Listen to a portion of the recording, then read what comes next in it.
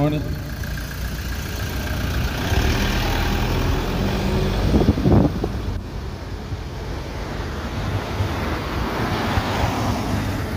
Dobre jutro, my tovarishchi. Good morning.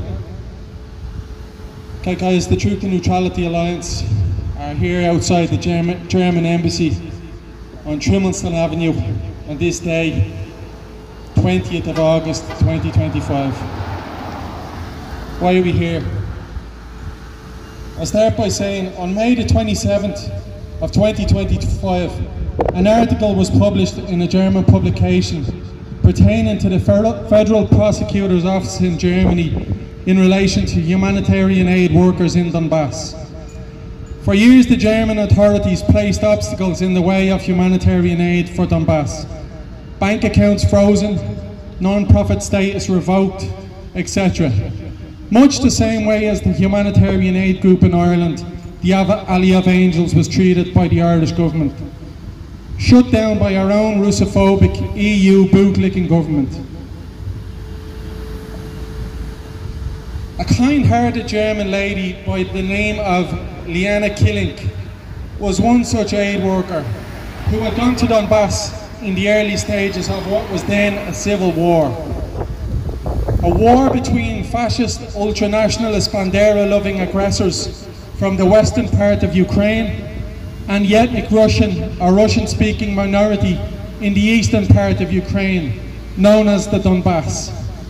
Liana worked for a group called the Peace Bridge, or in German, Friedensbrücke, an aid group that provided supplies for families, schools, kindergartens and hospitals.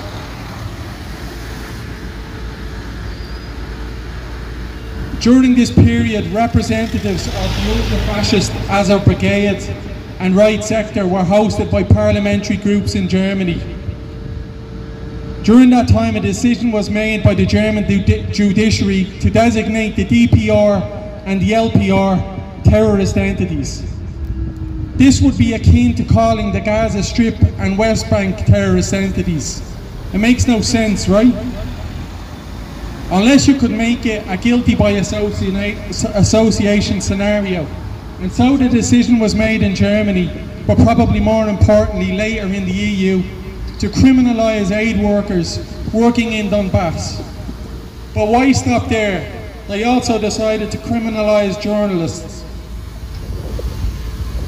working in Donbass who dared to tell the truth, not only about the root causes of the conflict, the civil war that was raging, but up-to-date events happening on the ground. This only applied to those who were reporting an opposing narrative or who deemed to be aiding the opposing side. It was clear Germany had picked a side, the NATO-EU-Ukraine proxy side, from the outset, as they were willing to self-sabotage their economy, allow their joint energy venture to de-industrialise and now criminalise what it sees as dissent. Liana Killing has been the victim of an outrageous campaign of intimidation, threats, seizure of her bank accounts, regular visits to her family home in Hamburg, Germany by the German police and intelligence services. The threat of arrest and imprisonment hangs over her if she dares to return to her homeland. Moreover, the Ukraine intelligence services, the SBU or SBU, have listed her on the Neutrality website, often referred to as the Ukrainian kill list. Guess why? She's had several threats to her life, but she remains determined to continue life as an aid worker for the moment. And why shouldn't she? When did aid work become a crime? Oh yes, that's right. When the aid in question is to be supplied to Russians. Two other probably more well-known Germans have endured a similar fate to Liana. They are journalists Elena Lepp and Thomas Roper. Their plight at the hands of German authorities is not only outrageous, but it's criminal and defecates all over the Geneva Conventions and the UN Charter of Human Rights.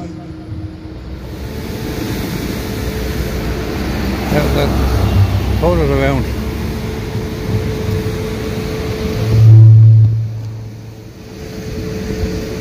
Get it.